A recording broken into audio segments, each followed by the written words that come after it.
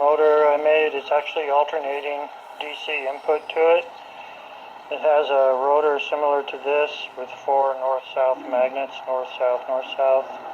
The magnets actually show on both sides in the rotor I have in the motor. This happens to have this plastic backing. Coils will stretch, before coils in between each magnet, and they will stretch across the two magnets, adjacent magnets. So this one will be north, this one will be south, so when you energize the coil, it'll pull it and push at the same time, so it reacts to two magnets at once, so you get twice the power as compared to just a single coil against a single magnet.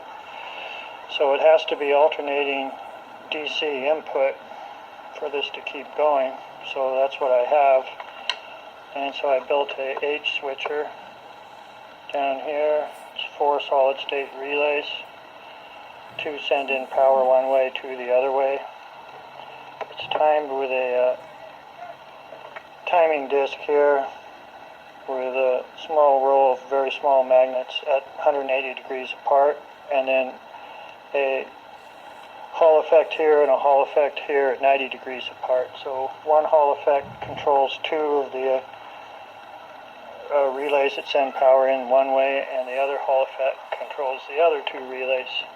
Here's the DC to DC boost converter, and I have 12 volt battery over here, and that inputs to the boost converter, and then I boost up the voltage up to 49 volts it says while it's running.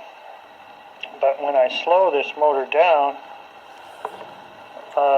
back here, just grabbing this back here, slowing it down, it goes up to 71 volts on the output of the boost converter going to the motor, and current goes down instead of going up when I slow the motor. Here's the meter for current. I'm measuring directly from the battery to the boost converter. Here's the meter for voltage. And so right now it has 47 volts going into the motor, but it's overall drawing about 24 watts because it's about 2 amp draw with a 12 volt battery. So, watch this. I will slow the rotor down and film both meters at the same time. Hold on. Okay, here we go. This is current. It's almost 2 amps.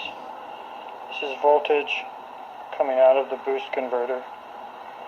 I'm going to reach back there and slow it. This should go down to about 1.5. This should go up to about 70.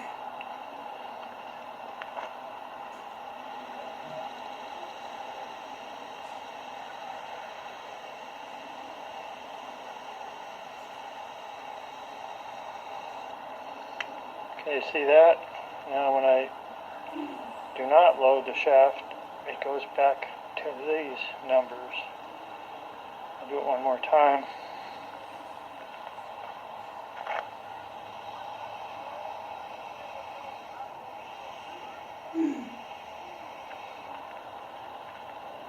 Okay, so that's pretty interesting. Not sure why. So, thanks for watching. Okay.